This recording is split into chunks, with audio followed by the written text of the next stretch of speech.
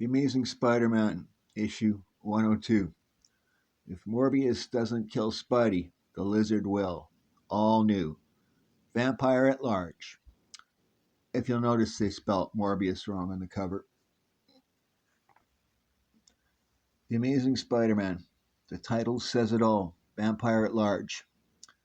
Man, or man-like lizard, stand away from the chosen victim of Morbius. Never. Spider-Man is my enemy. Mine must be the hand that slays him. Mine. Confused? Well, don't go away, Spidophile, because you've got 35 all new, all action pages to go. A fallen, groggy Spider Man, mystery shrouded Morbius, and the reptilian thing they call the Lizard. How came they here to form such a sinister tableau? Here to Dr. Kirk Connor's deserted summer house on the seaward tip of Long Island. Call it destiny? The will of heaven? Kismet? How did it all begin? For Peter Parker, horror came in a bubbling vial, a serum created to rid him forever of his unwanted spider powers, but which left him instead an awesome eight-limbed monstrosity. In truth, a human spider. And Morbius, he who wafted in from a ship of dead men out at sea. What are his origins, this taloned fiend whose fangs ached for Peter's throat? What would have been the web spinner's fate if Kirk Connors had not arrived just in time to be startled into becoming the Lizard? But now the tableau ends abruptly as Spider-Man is mine to kill. Mine. No need to fight over me, fellas. There's plenty to go around. Sheesh, my head's still throbbing from where that would-be vampire tossed me off the landing. But the way this tag team match is going, if the Lizard doesn't get on the stick, he's not going to fare any better than old Liz when he would as Dr. Connors.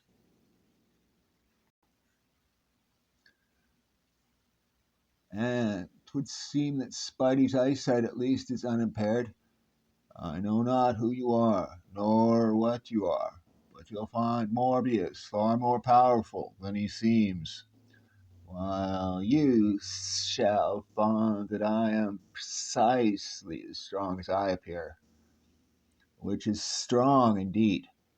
Now, for the final time, leave Spider-Man to me, or prepare to join him in death. Death, I care not whether the masked youth lives or dies. I desire only his blood, though perhaps yours would do as well. Perhaps, but that you shall never learn. Whew, I can feel that one way up here. This is turning into a real free-for-all, and the door prize is your friendly neighborhood Spider-Man.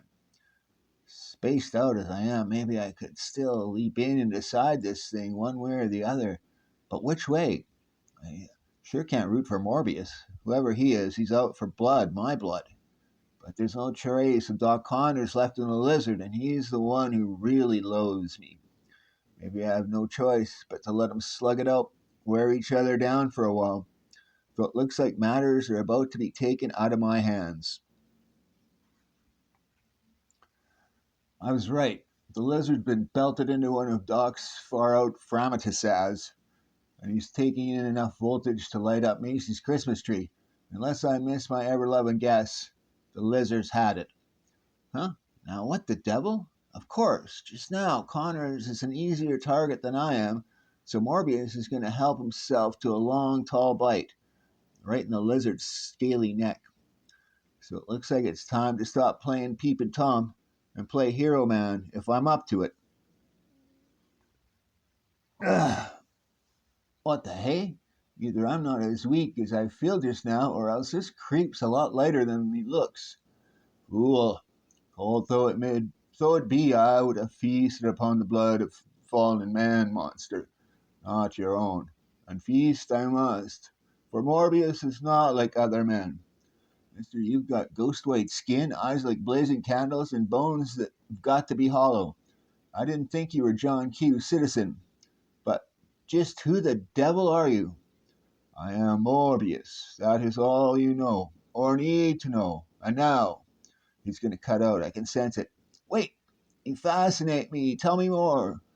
Mock me, even as you seek precious moments to regain your strength. But why would I waste my power in a dubious battle with you when there is a world beyond these mildewed halls, a world ripe to become the prey of Morbius? Free, he soars on sea-born winds, gentle zephyrs which lightly brush the ocean's upturned face. So fiercely joyous, he fails to notice a tiny device clinging to the back of his collar, a device shaped suspiciously like a spider. Good old Spidey Tracers just barely had enough strength enough to pin that one on him. Can't catch him now, but maybe. Spider-Man. I forgot all about the lizard. That's what I call living dangerously. But his voice. What happened to me? Now I remember. I saw that fiend, whoever he was, and got frightened. That was enough to turn me back into the lizard. Still, I don't don't think like the lizard. I feel like Kirk Connors. That's great, Dr. Connors. In the past, the lizard has always had a maniacal hatred for Spider Man, but now, forget about me for now. Look at yourself. You've got 6 arms. Yeah, I kind of figured you'd notice them sooner or later. That's why I called you and borrowed this place. So far, though, I haven't stumbled on any formula to get rid of. Good Lord, what's wrong? Has Morbius. It's not him, Doc. It's you. You started to change once more. It's true, and yet, no, it's not like the other times. I'm only changing halfway. Back into Kurt Connors. See what I mean? I'm mostly human, but I'm still covered with scales like the reptile I was. Just the same, you've lost your right arm again. When you grow and you become a monster, and if the lizard can lose an arm and still be what was, then so, perhaps, can Spider Man. I follow your logic, but what caused the change, Doc? Don't you see, man? It must have been Morbius. He bit me when I fell, even through the scales of my neck. He had no time to draw blood, yet he weakened me somehow, and I became almost normal. You know, it sounds just crazy enough to be, hey, Doc, you're shaking. What? I'm changing. Back to the lizard again. I know it. I feel it. But you've still got Doc Connor's mind. So let's see if you can duplicate whatever it was that. Do not seek to give me orders to me, Spider Man. And yet, you're right. We must find a cure somehow, for both our sakes.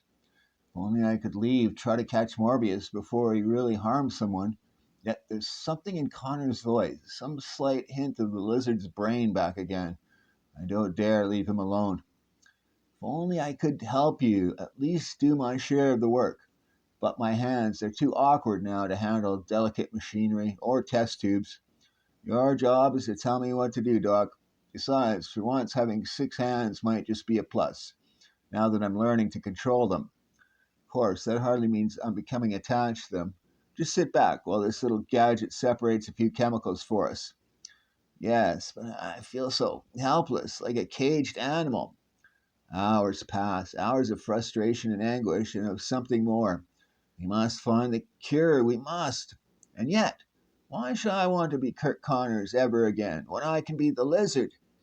He gets wilder by the minute. If I don't stumble across something soon, I'm liable to find myself battling the full fledged lizard again. Then, suddenly, during a relatively lucid moment, Spider Man, I think I've got our answers. Well, don't keep it a secret, fella. That vampire didn't take anything out of me, so he must have put something in, an enzyme. Of course, we should have thought of it before. An enzyme, something which acts as a catalyst, causing changes in other substances. Such a thing entering your body through his fangs must have affected your metabolism, making you lose that arm. If we combine that enzyme with this serum you had me mix, yes, that must be it. Then we must find him and quickly. I can't bear being inside this hideous frame much longer. Just let me empty the serum into this bottle. Then, Morbius, beware. Morbius. Something about that name strikes a familiar chord. If only I could remember, but I can't. Still, I must go with you. You could never handle him and administer the serum alone. Yes, I know. So we better move it. He could be halfway to Transylvania by now. You keep right behind me, okay? Like a loaded gun that may go off at any second. While in the preternaturally quiet skies above Manhattan, this then is the city. Here I shall find the food, the sustenance that is mine by right. But now the first rays of dawn draw near. Once more the dread spectre of remorse rears its gaunt head. Once more I hear the death cries of the men I have slain, wailing like souls lost in the sea of torment. Yet only in the clear light of day do I hear those anguished voices, that grim, accusing chorus of the damned. If only it could be always night, always night. But it cannot, and so Morbius must hide his face from the sun, which saps his strength, usurps his will. This boarded cellar will serve as well as any, perhaps better than most. Or perhaps this is the place where I shall know no memories. Here, perhaps, I shall dream no dreams. Vain hope, Morbius, for no sooner do you close your eyes than the dream is there before you, and you see once more, over and over, the way it began. Part 2. No, I didn't mean to kill you. Not any of you. Please forgive me, Nikos. Tell me you forgive me. But unvoiced cries merely echo through dark corridors of unrelenting thought as the dream goes on. The dream of how it was only a few short weeks ago, when your world was as small as your sequestered laboratory, hidden high in the hills of your native European land, and your only enemy was time itself. Nikos, will you check the readings of these results, please? You know well, Michael, that I've already checked them, and that they give no more cause for optimism than those we have seen before. But unless you continue to torture yourself with visions of false hope, to live is to hope, my friend. To abandon hope is to be already dead. But your demeanor is much too grim, Nikos. Do you not recognize a cosmic jest when you behold one? Is it not amusing? The sight of Michael Morbius, winner of the coveted Nobel Prize, pinning his hopes and fears and dreams to a vampire bat. Hello down there. Am I interrupting anything? Nothing important, my dear. Remember, Nikos, not a word to Martine about whatever you wish, Michael. I know you two prefer to work in secret out here, but sometimes a woman gets lonely. And shall I fear get lonelier still? I've decided the next phase of my research must be done at sea, a place where security will be total and certain. Then I'm coming with you. No, it is not enough that fools snicker behind your back because you love one as hideous as myself. Would you now risk your life as well, knowing the deadly radioactive materials with which I work? I care for you if you do not care for yourself. You will stay here, do you hear me? Yes, I hear you, Michael. And now, if you've quite finished, I must go upstairs and pack. For when your ship leaves port, I'll be on that deck with you. Say what you will, Martine. Nikos and I must sail alone. But you couldn't leave her behind, could you, Morbius? Not the girl whose love flowed like blood through your veins. You'll never keep me from your side, Michael. Not as long as you live. You know that, don't you? Yes, I suppose I do. As long as I live.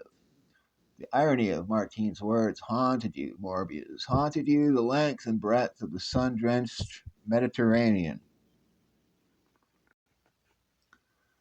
Until, upon arriving in an English seaport, a chartered yacht, Michael, but why? The sheer expense. It must have taken the last of your prize money. And more, but I had no choice. No choice? What new research are you doing? That, Martine, must remain a secret even from you. Excellent. Now, if you'll excuse us, my dear. The electroshock device has been installed according to your specifications, Michael.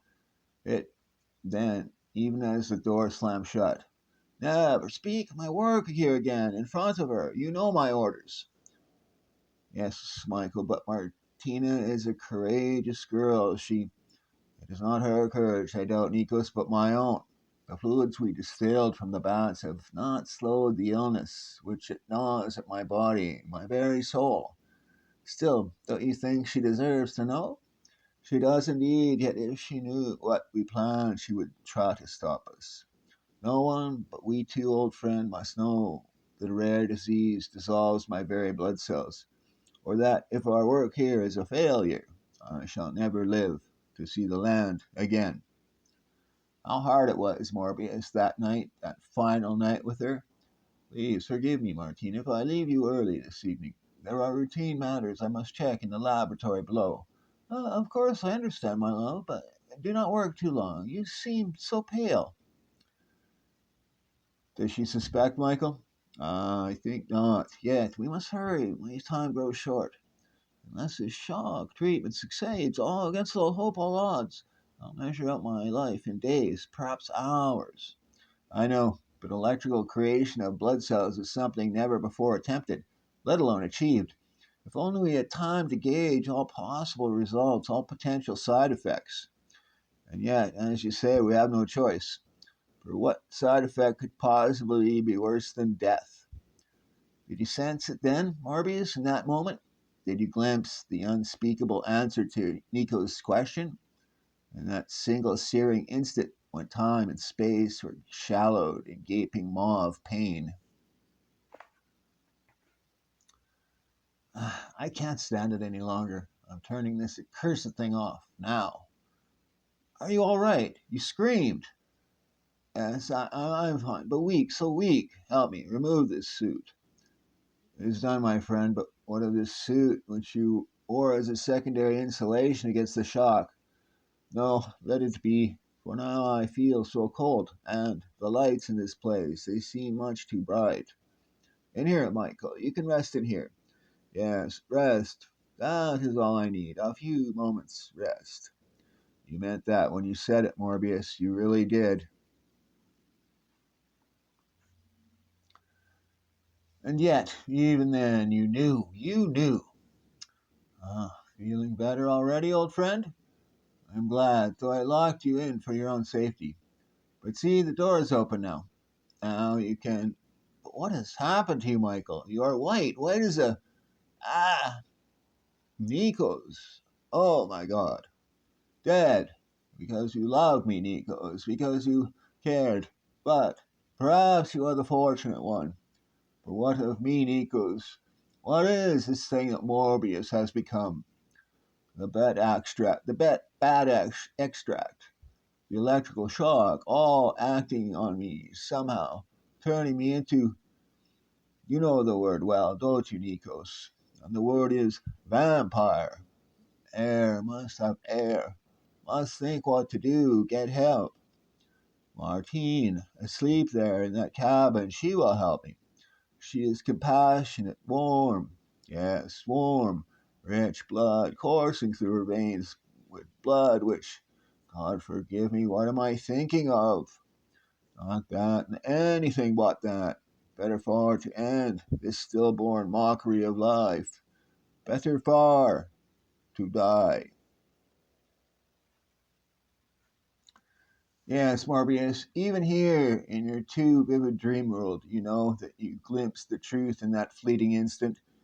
Better far to perish, to fill your straining lungs with water, and sink deep into a liquid grave, than to live the life of the damned. Yet even among the damned, the lust for living is a surging tidal wave, and its relentless wake are submerged the human instincts which birthed the selfless act, submerged, drowned, till only the beast remains. The beast which kicks and claws and careens its frantic way to the surface. There, at last. I was a fool to leap overboard, to sacrifice myself, so that other, lesser beings might live. The ship which was mine is gone now, but there will be other ships, other prey for Morbius.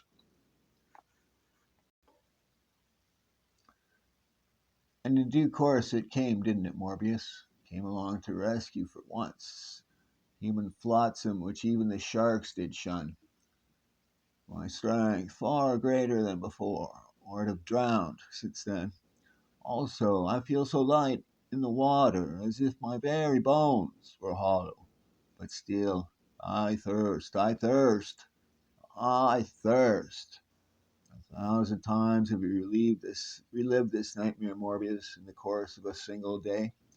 Time enough for a mortal soul to pass through a million hells, or for a sun to set. Filthy hippies, ever since they blew into town and honest guy can't bum a nickel in this burg. Heck, they're too busy hitting the touches up for a quarter. Might as well duck in this alley and catch some shut eye. Hey, look at that. Somebody busted a door down for me. Don't look a gift horse in the mug, Charlie. Just make for it. Huh? Looks like a stiff. Maybe I can roll him before. Well, he's moving. He's alive. No, no. Yes, my fortuitous friend. Yes. Yes. Holy Joe, now what? That's another one of those Long Island calls. Your turn, Sid. I hung up on the last two. Yeah, TV news service. What can I? I know, I know. And then he met up with the abominable snowman, and they both flew off in their flying saucer. Creep. It was Queens this time, another weirdo. Swears he saw a prowler, the usual 100 arms. But this phantom had a tail to boot. Say, Sid, you don't suppose. Could this be related to that Bowery bum they found dead a little while ago? Wise up, Leo. That slob kicked it in Manhattan. These calls been coming in from the island now just across the river from Queens. Don't know, kind of spooked their scene out there, but it couldn't have nothing to do with that bum. No, I guess not. Hmm. Too bad you hedged your bets, Leo, because you were right the first time. For this is the hour of the curse and the cure. If ever a guy had two tigers by the tail, trying to track down a real live vampire with my only ally, the lizard. Right now, Liz's human and inhuman instincts seem to be waging some kind of inner tug of war. Still, I couldn't leave him behind. Only Doc Connors has the know how to extract that enzyme from Morbius and use it to cure us both. But what if the side which triumphs is the lizard? What then, Webslinger? If Peter Parker had asked that question aloud, his answer would have been mocking echoes rolling through canyons of steel. But as it is, what am I doing here? Hey, what the devil? There, clinging to the form of my most hated memory. Just cool it, Dr. Connors, before we both. Connors! What has the lizard to do with that weakling? Oh, I see. He is the one who put me here, grasping like a helpless child. But I must be free. Free! No, don't! The lizard's freaked out. He'd rather die than let me help him. Got to act fast. Spider Man, you saved me. But saved which one? I must have been out of my mind. It's this hideous reptilian body fighting for control of me. But I'm all right now, thanks to you. He's got Doc Connor's brain again, but for how long? It's been like this all day, skulking around, hiding like hunted fugitives. That's why it took us till dark to get to Manhattan. Sure you're okay, Doc?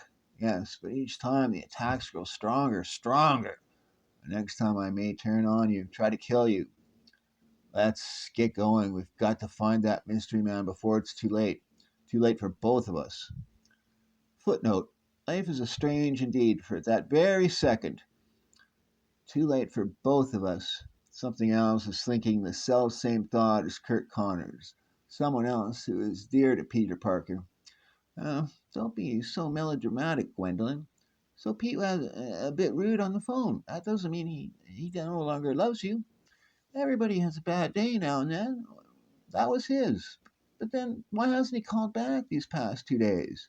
And either he's not at his apartment or else he's not answering when I call. I wonder if his Aunt May knows. Of course, that must be it. Pete said he'd be out of town for a while. He must just meant he'd be visiting May Parker in Queens. One phone call, girl, and you can trade in your crying towel. Can you, Gwen Stacy? Can you? I'll get it, Mrs. Watson. Oh, hello, Gwen, dear. It's so nice to.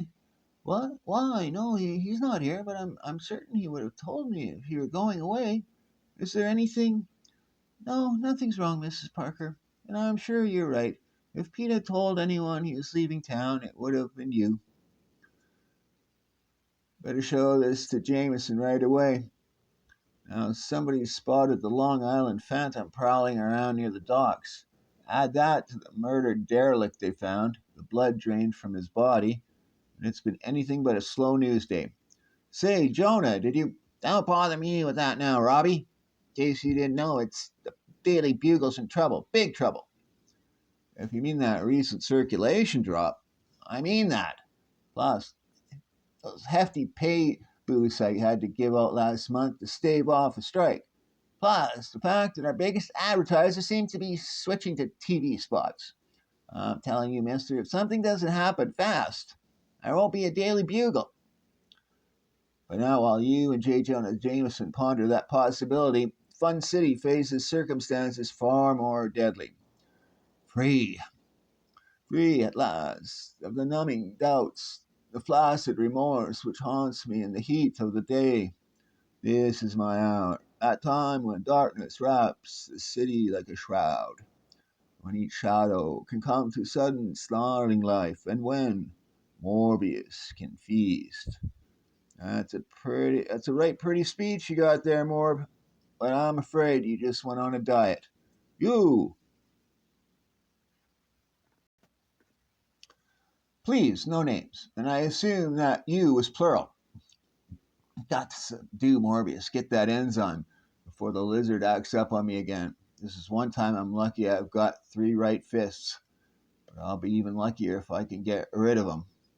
And yet my troubles may be nothing beside the inner torment a vampire might feel.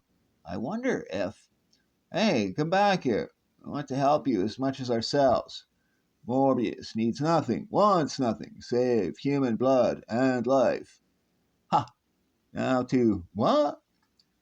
Your webbing got him, Spider-Man. Just call me a little sure shot. Now, like I said, Morbius, the lizard and I plan to help you, whether you like it or not. No answer. He's out cold. It's best this way. It'll be easier to extract the enzyme. That's your department, Doc. I'll just hold him down to be sure. But how will you separate the enzyme from his blood? Maybe I won't have to. Just adding a bit of his blood to the serum I prepared may do the trick. There. Ah, the blood turned the potion blue as we expected, but starting to feel strange and dizzy. I better inject the serum fast, otherwise you'll have both Morbius and the lizard to deal with. It's done. But now, will it work or... Good Lord! I never dreamed it could change me so quickly. I'm completely human again, thank God. Don't think I'm ghoulish, Doc, but I notice your extra arm has vanished too. Of course, there's no way to be sure the same thing will happen to my surplus limbs or what side effects there might be. But there comes a time when you've got to take a chance, and that time is now. I've lain silent, conserving my power long enough. Stop! What are you trying to... What is in that vial is mine. Mine, do you hear me? And I mean to have it. Spider-Man, he's got the serum. If he destroys it and then escapes, you may never be cured. Destroy it, you whimpering fool. I mean to drink it. Good Lord, I just recognize that man. He's Michael Morbius. Huh? The Nobel Prize winner? It's got to be him, but something's happened to him, something horrible. I'm betting that unless he replaces that enzyme we took, and soon he'll die. Say no more, Doc. I'm on my way. Admit it, Spidey. Up till now, you've been pulling your punches with Morbius, and now maybe you know why. It's because deep in your heart of hearts you identify with him. Whatever he now is, you must have sensed that he was once human, and you wonder what it would do to you if suddenly you needed human blood just to survive. Would you do the sensible thing and turn yourself in? Throw yourself in the tender mercies of society? Or would you become a murderous man monster just as Morbius has? Face it, fella, you don't know, and you just pray that you never find out. Blast the luck. Just when I was closing in on him, he's gliding out over the river. Morbius, come back. We know who you are now. We want to help you. Nothing, not even a threat. Extracting that enzyme must somehow have unhinged his mind. The last vestige of reason in him has died. Only one last chance. If that nutty subconscious of mine makes me miss, no, I've got him. Now to reel him in, and look, he had more momentum than I thought. He's pulling me off the ledge. You won't capture me. Put me on display like some sort of freak. I want to be free, free to live. Do you hear me? To live. It's losing altitude, dipping toward the water. I should be able to overpower him there. Just a little farther. Just. Oh, no, no. I was looking down, didn't see that bridge. And the webbing broke. Only the merest instant does the sickening fall take, the briefest moment. Yet in that split second, two destinies which had become crossed, intertwined, are wrenched, suddenly violently apart. Whew, landing on this garbage scow really took it out of me. Can't move, gotta catch my breath for a moment. But Morbius ought to be okay with his bones as light as his. Oh no, no, he's going down out there, down like a rock. Must be caught in some kind of undertow. Just enough web fluid left for one shot. Gotta make it count, or else. I missed him. But the webbing stuck to the serum. He's gone. Things. Somehow we always manage to hold on to things, while men sink, doomed around us. And soon, on an adjacent rooftop, I let him die, Doc. I could have saved him, and I let him die. Maybe I didn't really care about Morbius at all, just about our precious serum. Don't talk crazy, Spider Man. Now relax while I. There. In a minute, we'll know if your malady is similar enough to mine for the serum to. Well, the one thing's for sure, something has happened to me, something that. No! Hands, hands! Stay back, stay back. Can't take anymore. I've got to. Gone. Doc, they're gone. All four extra arms vanished just like that. You're a very lucky fella. Yeah, lucky. That poor devil swept out to sea. And you with the curse that turns you into the lizard. I guess my problems are pretty small compared to some. Maybe there's a monster locked inside each of us, Doc, just waiting to be unchained, waiting to destroy us. If so, then you faced your monster tonight and you defeated him. But Morbius couldn't face his, and it killed him. And maybe, just maybe, that's what he really wanted all the time. Fini,